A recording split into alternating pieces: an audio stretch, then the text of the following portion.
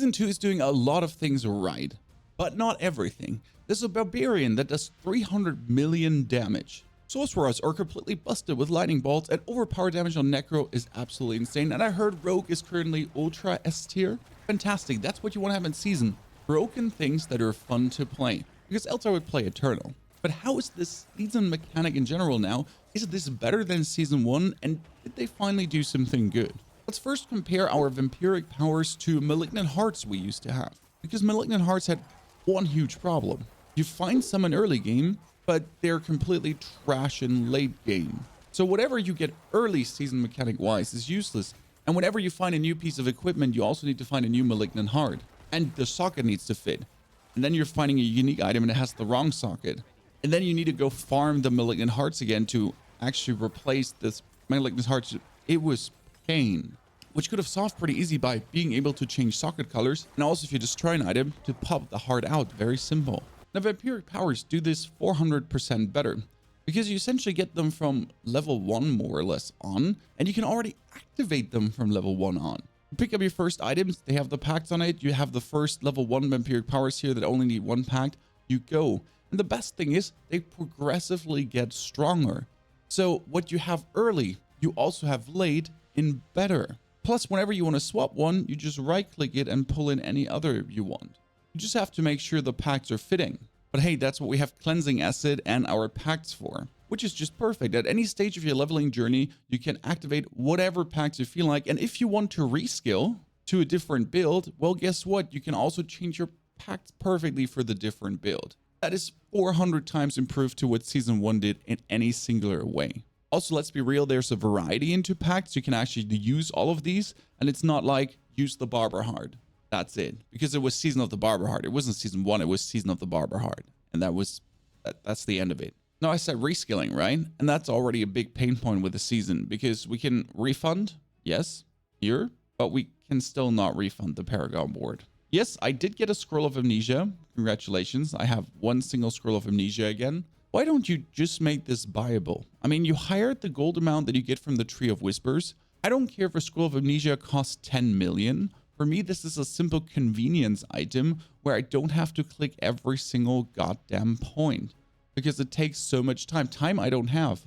Father of 2, gotta make these YouTube videos, have a wife, you know? You're coming from work from the steel mill, Jimmy, and you get like 1-2 hours to play, and you're gonna spend 30 minutes like clicking your freaking Paragon points before you play. That's not happening. Why is this so hard to do for them?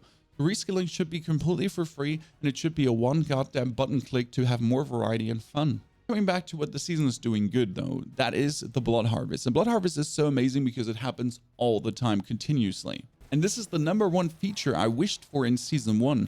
We have a Malignant season that's causing corruption in Sanctuary, but we have no corruption event, we just have weird ass tunnels. If Season 1 had any of this event, that would have been so good. A whole zone like Helltide overrun by corruption.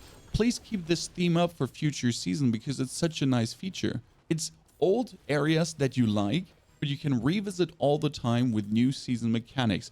Plus, there's even a cool boss to summon in the middle as you're getting all the blood lures. So there's some secrets of this new season. They also changed Helltides with the new unique bosses, making Helltides more fun. Legion events drop materials to summon Lord Zir. Whispers are cooler now because you can get Varshan. And if you kill Gregor and Varshan, you also get Duriel.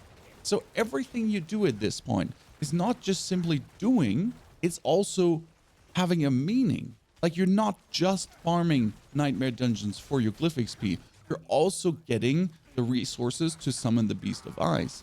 You're just not farming Whispers, no, you're also getting Varshan. And the best part is that this is boosting the multiplayer effect tremendously.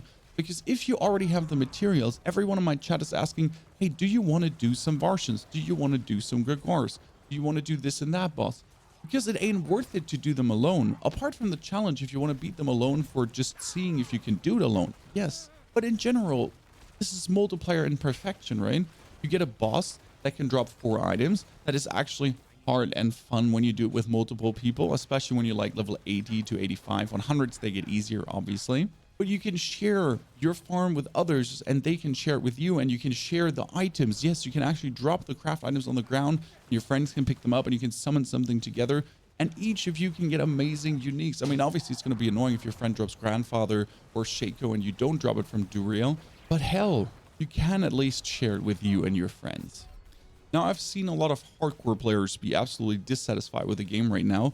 Yes, when you disconnect, you get teleported out, but that doesn't talk about the server instabilities, the lags, the stutters, the hanging, the just being like in the world, not attacking, not being attacked, rubber banding, everything. That's horrible. I've talked with some hardcore players and they essentially told me whenever there's a slight stutter, they instantly hit Alt F4 and hope that they get teleported out fast enough. But that can't be it, right? I mean, it's cool you get this instant teleport out, but the servers should just be better. Now, I did hear that because of the Microsoft ABK merger, the servers are being migrated from Activision to Azure, and that could be the reason. But honestly, it just seems like they downscaled the whole server operation because Season 1 wasn't popping that much at the end. And they kind of forget to upscale the whole server operation towards Season 2 again. That's at least how it feels for someone who's an armchair developer and who doesn't understand a single squat about servers. Let's talk about the impact that the Vampiric Powers actually have on this season. And that is a great one, honestly. My builds for the Necromancer, I can only talk for the Necromancer, have gotten overall stronger. Each of them has gotten stronger, and I can even build them different than in the Eternal Realm. For example, my Bloodlands Necro is not playing Blood Mist. I'm always forced to play Blood Mist, but the Metamorphosis power turning me into a cloud of bat allows me to essentially not play Blood Mist. Also, Undying makes it able for you to continuously heal, which is kind of cool for any kind of Necro build, to just be able to restore your life indefinitely, especially against big enemies like Uber Lilith later. Might be really cool on my Shadow build, which has an unlimited essence. Yes, there is a Blight Shadow build that's essentially having unlimited essence. Could be cool to just be able to continuously cast skills. I mean, especially Corpse Explosion is for free, right?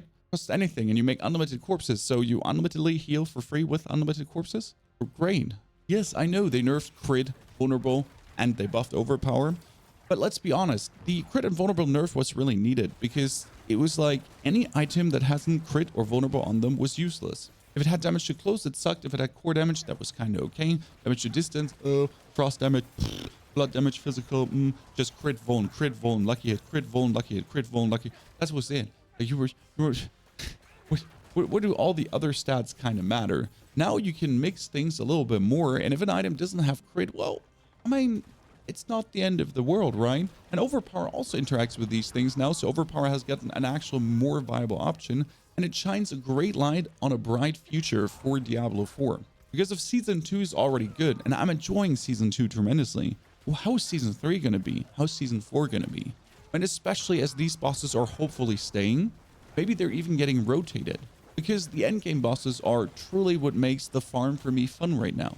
Again, everything I do has a meaning, everything I do has a goal that's aiming for something. And the multiplayer aspect is spiked so much. I mostly played alone in Season 1, not with anyone. I mean, especially because the Barber Heart was kind of weird. But now I constantly just invite the community members. I have people of the community with me, and we all play together and just have fun doing these bosses, which is just what you want. I mean, it's finally a massive multiplayer online game. Also, world bosses spawn way more often. I mean, again, Jebediah from the Steel Mill, who has only a couple of hours to play, doesn't have to time perfectly because every world boss comes only 6 hours, and he has to tell his wife to take care of his 14 kids. No, finally, you have the world bosses come a little bit more often, and you can actually get them down. Now, there's still more things I wish they changed about the Necro, and a lot how some of the ability works, like Decrepify, Army of the Dead, and also Callan's Addict, and plus some more Paragon board options to alter the skills. But that's going to be a whole complete different video because I think you have some pains with your classes as well, right? Drop that in the comments below. If you're now looking for millions of damage Bloodlands Necro, there you go. 82 dropped the first 1.23 million, or Blood Surge to run just in and soak the life out of all your enemies.